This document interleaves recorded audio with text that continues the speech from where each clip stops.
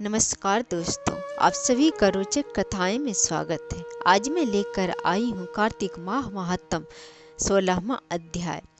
राजा पृथु ने कहा, हे नारद जी, ये तो आपने भगवान शिव की बड़ी विचित्र कथा सुनाई है।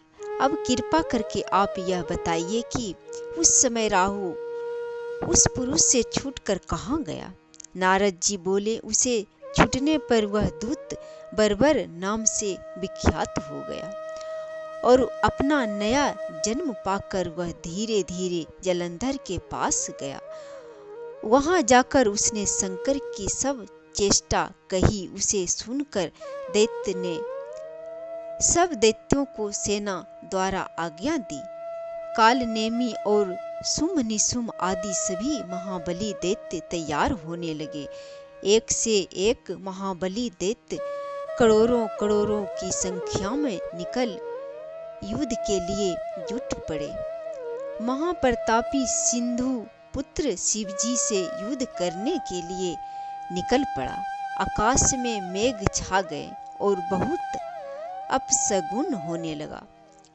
शुक्राचार्य और कटे सिर वाला राहु सामने आ गए। उसी समय जलंधर का मुकुट खिसक गया, परंतु वह नहीं रुका। उधर इंद्र आदि सब देवताओं ने कैलाश पर शिव जी के पास पहुंचा और पहुंचकर सब वृत्तांत सुनाया और यह भी कहा कि आपने जलंधर से युद्ध करने के लिए भगवान विष्णु को भेजा था। वह उसे बशवर्ती हो गए हैं और विष्णु जी लक्ष्मी सहित जलंधर के अधीन हो उनके घर में निवास कर रहे हैं। अब देवताओं को भी वही रहना पड़ता है। अब वह बलि सागर पुत्र आपसे युद्ध करने आ रहा है, अतः एवं आप उसे मारकर हम सब की रक्षा कीजिए। यह सुनकर शंकर जी ने विष्णु जी को बुलाकर पूछा, हे ऋषिकेश, युद्ध में आपने जलंधर का संहार क्यों नहीं किया और वैकुंठ छोड़कर आप उसके घर में कैसे चले गए। यह सुनकर विष्णु जी ने कहा, हाथ जोड़कर नम्रता पूर्वक भगवान शंकर से कहा, उसे आपका अंशी और लक्ष्मी का भ्राता होने के कारण ही मैंने नहीं मारा। यह बड़ा वीर और देवताओं से अजय है।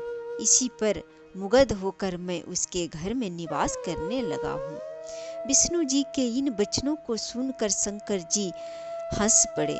उन्होंने कहा कि हे विष्णु, आप यह क्या कहते हैं? मैं उस दैत्य जलंधर को अवश्य मारूंगा।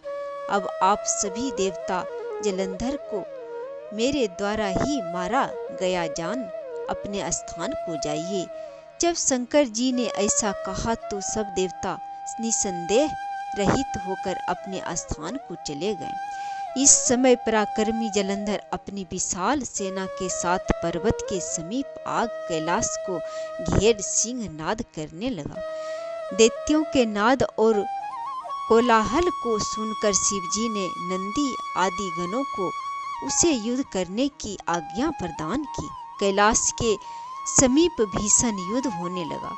दैत्य अनेकों प्रकार के अस्त्र शस्त्र बरसाने लगे। भैरी मृदंग शंख और वीरों तथा हाथी घोड़ों और रथों के शब्दों से शब्दित हो पृथ्वी कांपने लगी। युद्ध में कटकर मरे हुए हाथी घोड़े और पैदलों का पहाड़ लग गया। रक्त मांस का कीचड़ उत्पन्न हो गया। दैत्यों के आश्चर्य शुक्राचार्य अपनी मृत संजीवनी विद्या से सब दैत्यों को जिलाने लगे। यह देखकर शिव जी के गण व्याकुल हो गए और उनके पास जाकर सारा वृत्तांत सुनाया। उसे सुनकर भगवान रुद्र के क्रोध की सीमा न रही। फिर तो उस समय उनके मुख से एक बड़ी भयंकर कृत्या उत्पन्न हुई, जिसकी दोनों भुजाएं ताल वृक्ष के समान थी। वह युद्ध भूमि में जा सब असुरों का स्वर्ण करने लगा और फिर वह शुक्राचार्य के समीप पहुंचा। शीघ्र ही अपनी योनि में गुप्त कर लिया, फिर स्वयं भी अंतर्ध्यान हो गई।